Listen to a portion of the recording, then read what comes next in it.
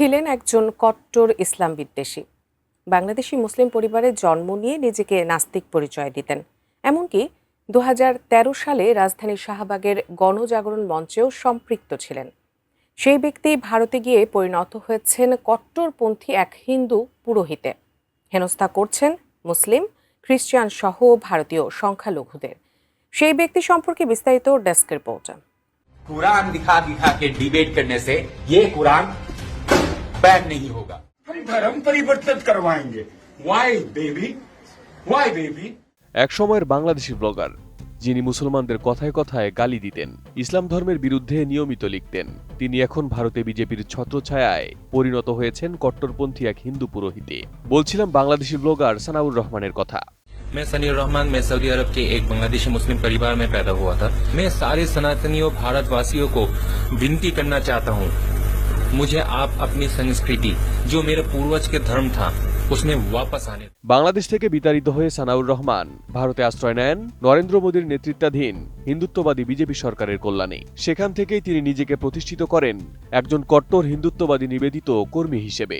कुरान की वजह से 26/11 होता है, जिस कुरान की वजह से उरी में अटैक होता है, तो उस कुरान को हम लोग बैन नहीं करेंगे तो उसको पाल पोस के बड़ा करेंगे। हम कौन सा नशा करते हैं यार। এখানেই তিনি থেমে থাকেননি। ভারতে গিয়েও প্রকাশ্যে অন্য ধর্মের মানুষের বিরুদ্ধে হুমকি, বিদ্বেষমূলক বক্তব্য ও হেনস্থার ঘটনায় জড়িয়ে পড়েন। मेरा मुद्दा ही अलग है, अगर मेरा मुद्दा समझ में आ जाए तो बैन कुरान इन इंडिया। সম্প্রতি এমনই একটি ঘটনার সাক্ষী হয়েছে ভারতের গাজিয়াবাদ। সেখানে এক খ্রিস্টান যাজক ও তার স্ত্রীকে প্রকাশ্যে ধর্ম নিয়ে হেনস্থা করার ঘটনা ঘটেছে। জোর করে জয় শ্রীরাম বলাতে বাধ্য করা হয়েছে ওই দম্পতিকে। সামাজিক মাধ্যমে ভাইরাল হওয়া একটি ভিডিওতে ওই ঘটনার দৃশ্য দেখা যায়। हम कोई भी क्रिश्चियनों का बाइबल को फॉलो नहीं करेंगे। Am I clear? ভিডিওতে দেখা যায় খ্রিস্টান যাজক রাজু সদাশিবম ও তার স্ত্রীকে থামিয়ে জেরা করা হচ্ছে। তাদের ধর্মীয় বিশ্বাস ও পরিচয় নিয়ে প্রকাশ্যে প্রশ্ন তোলা হচ্ছে। Jesus Christ is not ours. Jesus Christ is not ours. हमारा कौन है?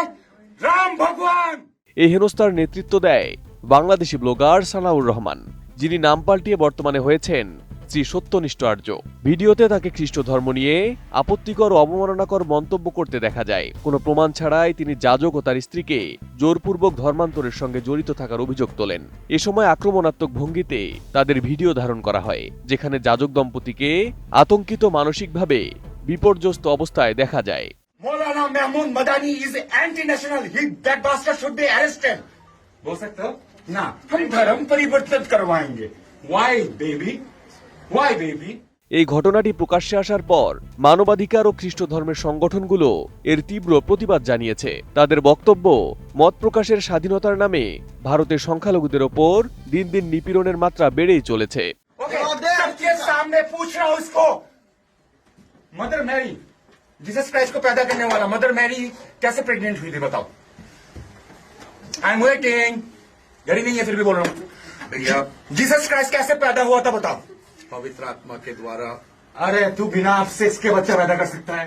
সানাউর রহমান অর্থাৎ সত্যনিষ্ঠ আর্য 2013 সালে বাংলাদেশে ব্লগার হিসেবে পরিচিত ছিলেন।